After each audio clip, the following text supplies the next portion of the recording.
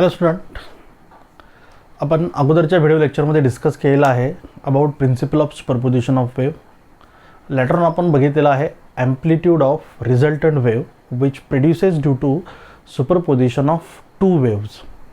दोन वेव्ह एकमेकांवर सुपरइम्पोज झाल्यामुळे त्यांच्यापासून तयार होणारी जी रिझल्टंट वेव्ह आहे त्या रिझल्टंट वेव्हचं आपण ॲम्प्लिट्यूड फाइंड आउट केलं याच्या आपल्या प्रिव्हियस व्हिडिओ लेक्चरमध्ये. नाऊ आज आपल्याला डिस्कस करायचं आहे अबाउट स्टेशनरी वेव्ह.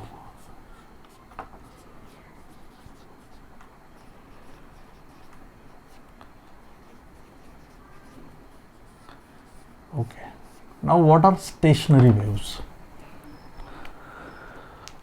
तर आपल्याला माहीत आहे वेव्हचं मेन फंक्शन आहे to transfer energy from one place to the other. एका ठिकाणाहून एनर्जीला आपल्यासोबत कॅरी करत दुसऱ्या ठिकाणी पोहोचवण्याचं काम कोण करत असते? वेव्ह करत असते, right.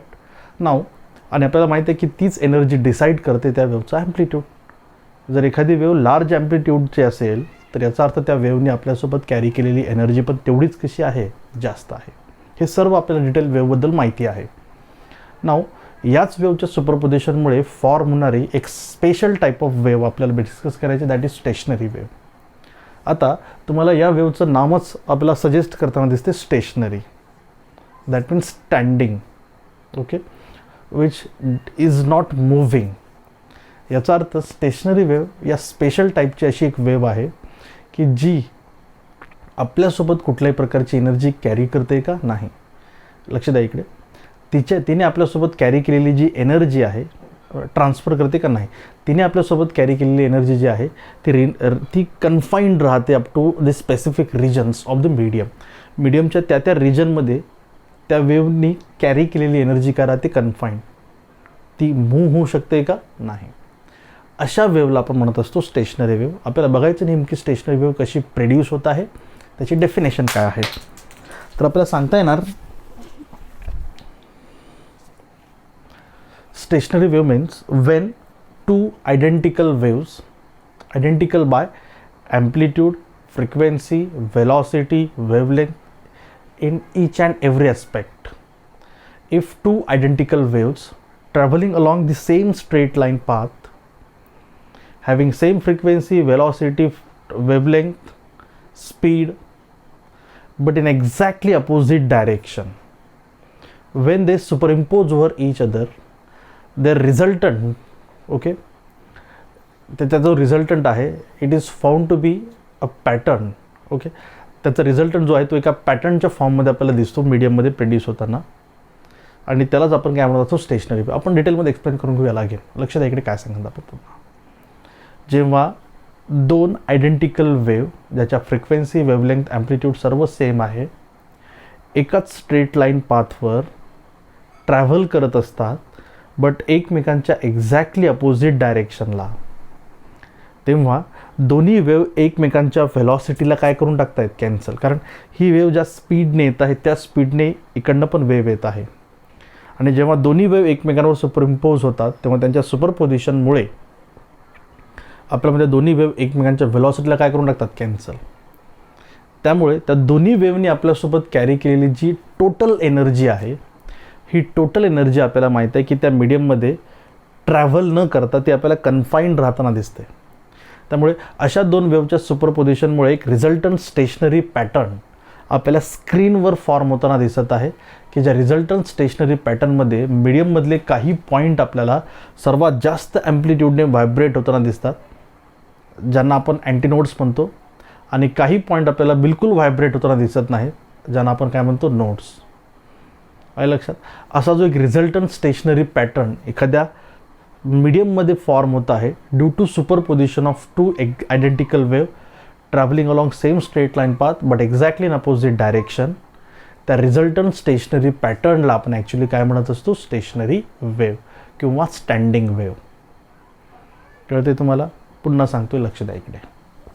Suppose this straight line path is considered to be the path of wave which is traveling through the given medium. नाव आपल्याला माहिती आहे मीडियम सेम आहे त्यामुळे सेम मीडियममध्ये ट्रॅव्हल होणाऱ्या वेवचा स्पीड पण कसा राहतो, सेम. कारण आपल्याला माहिती आहे कुठल्याही वेवचा स्पीड डिपेंड करतो कशावर, मीडियमवर. त्यामुळे याच मीडियममधून ट्रॅव्हल होणारी एक वेव आपण कन्सिडर करत आहे, which is travelling okay towards along this direction.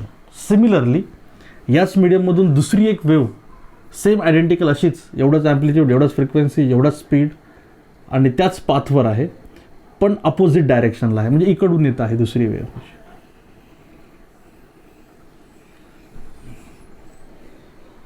अशी येत आहे.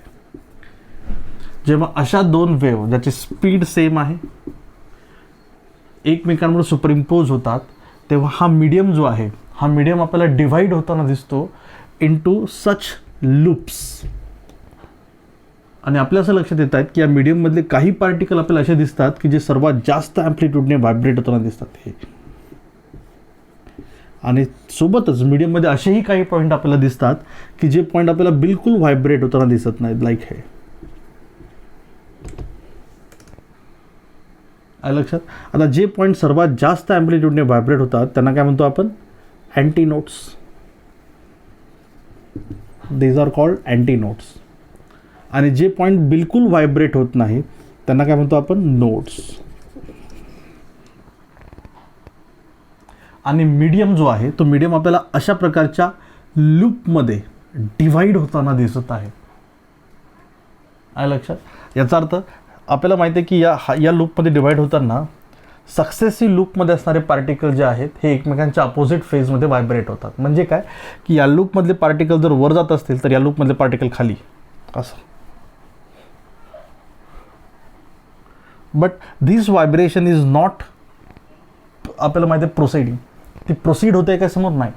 That means this particle are constantly vibrating like this, but they are not moving.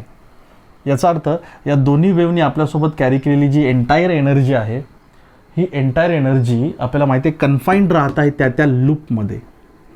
आणि त्या एनर्जीने त्या लूपमधले पार्टिकल काय होतात असे आपल्याला व्हायब्रेट होताना दिसत आहे. अशा प्रकारचा जो एक स्टेशनरी पॅटर्न मीडियममध्ये फॉर्म होत आहे. कशामुळे, लक्ष द्या इकडे. दोन आयडेंटिकल वेव ज्यांची स्पीड सेम आहे, ॲम्प्लिट्यूड सेम आहे, फ्रिक्वेन्सी सेम आहे, वेवलेंथ सेम आहे, एकाच स्ट्रेट लाईन पाथवर ट्रॅव्हल होतात पण एकमेकांच्या एक्झॅक्टली अपोजिट डायरेक्शनला. तेव्हा मीडियम आपल्याला अशा लूपमध्ये डिवाइड होताना दिसतो. आणि मीडियममधले आपल्याला काही पार्टिकल असे दिसतात की जे सर्वात जास्त ॲम्प्लिट्यूडने व्हायब्रेट होतात, ज्यांना आपण अँटीनोड म्हणतो. तर मीडियममध्ये काही पार्टिकल असे पण आहेत की जे बिलकुल व्हायब्रेट होत नाहीत, त्यांना काय म्हणतो आपण, नोड्स. आपल्याला माहीत आहे की नोडपासून अँटीनोडपर्यंत, म्हणजे बघा नोडपासून हा पार्टिकल बिलकुल व्हायब्रेट होत नाही आणि हा सर्वात जास्त ॲम्प्लिट्यूडने व्हायब्रेट होतो. म्हणजे नोडपासून अँटीनोडपर्यंत यांच्यामध्ये असणारे जे पार्टिकल आहेत त्या पार्टिकलचं ॲम्प्लिट्यूड काय होत राहते, इन्क्रीज इन्क्रीज इन्क्रीज इन्क्रीज. अँटीनोडवर सर्वात जास्त, पुन्हा अँटीनोडपासून नोडपर्यंत ॲम्प्लिट्यूड काय होत राहते, decrease decrease decrease decrease decrease. नोडवर असणाऱ्या पॉईंटचा ॲम्प्लिट्यूड 0, तो व्हायब्रेट होतो का नाही. ह्याचा अर्थ हे पार्टिकल व्हायब्रेट होत नाहीत. हा सर्वात जास्त ॲम्प्लिट्यूडने व्हायब्रेट होतो. त्याच्यानंतर तर त्याच्यापेक्षा कमी ॲम्प्लिट्यूड आहे, त्याच्यापेक्षा कमी, त्याच्यापेक्षा कमी, त्याच्यापेक्षा कमी, त्याच्यापेक्षा कमी, आणि हा बिलकुल व्हायब्रेट होत नाही. याचा अर्थ आपल्याला काय सांगता येणार मग की असे जे नंबर ऑफ लूप्समध्ये मीडियम सब डिवाइड आपल्याला होताना दिसत आहे दोन वेवचं एकमेकांसोबत होणाऱ्या सुपरपोजिशनमुळे, त्या पॅटर्नला आपण काय म्हणत असतो, stationary wave. This is actually called what, stationary wave.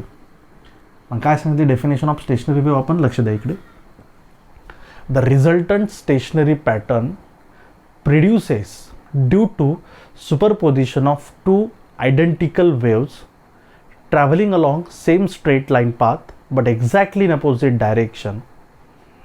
Okay, it's called stationary wave. And stationary wave consists of such particles of medium which vibrates with larger amplitude and they are called as antinode. Also, there are some particles of medium which does not vibrate, whose amplitude is 0, and that positions are actually called what, nodes. Okay, and the medium is found to be subdivided into such large number of loops. अशा प्रकारच्या लूपमध्ये आपल्याला medium काय दिसतो, आपल्याला त्याचं conversion होताना दिसते, रूपांतर होताना आपल्याला दिसत आहे, तो ट्रान्सफॉर्म होत आहे इंटू सच लूप्स. आणि आपण बघितलं आत्ताच की सक्सेसिव्ह लूपमध्ये व्हायब्रेट होणारे पार्टिकल एकमेकांच्या अपोजिट फेजमध्ये व्हायब्रेट होतात. जर या लूपमधले पार्टिकल वर जात असतील तर या लूपमधले खाली, यातले वर, यातले खाली, यातले वर, यातले खाली, आणि हे असं ऑल्टरनेट होत राहते, आपल्याला माहीत आहे. This is how stationary wave produces. कळलं सगळ्यांना? पुन्हा सांगतो डेफिनेशन काय स्टेशनरी वेव्हची, लक्ष द्या इकडे. जेव्हा दोन identical progressive wave, identical by amplitude, frequency, wavelength and speed, travelling along same straight line path, एकाच स्ट्रेट लाईन पाथवर ट्रॅव्हल करतात पण एकमेकांच्या अपोजिट डायरेक्शनला, तेव्हा दोन्ही वेव्ह आपापल्या व्हेलॉसिटी कॅन्सल करतात आणि याच दोन्ही वेव्हच्या सुपरपोजिशनमुळे मीडियममध्ये आपल्याला असे काही पॉईंट तयार होताना दिसतात की जे सर्वात जास्त ॲम्प्लिट्यूडने व्हायब्रेट होतात, त्यांना आपण म्हणतो अँटीनोड. आणि असेही काही पॉईंट आहेत की जे बिलकुल व्हायब्रेट होत नाहीत, त्यांना आपण म्हणतो नोड. आणि मीडियम आपल्याला सब डिवाइड होताना दिसतो अशा प्रकारच्या नंबर ऑफ लूप्समध्ये.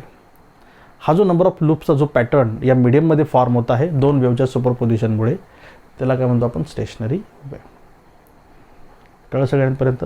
आता ही स्टेशनरी वेव्ह कशी फॉर्म होत आहे, याचं मॅथमॅटिकल डेरिव्हेशन काय आहे, हे आपण नेक्स्ट लेक्चरला डिस्कस करूया. थँक्यू.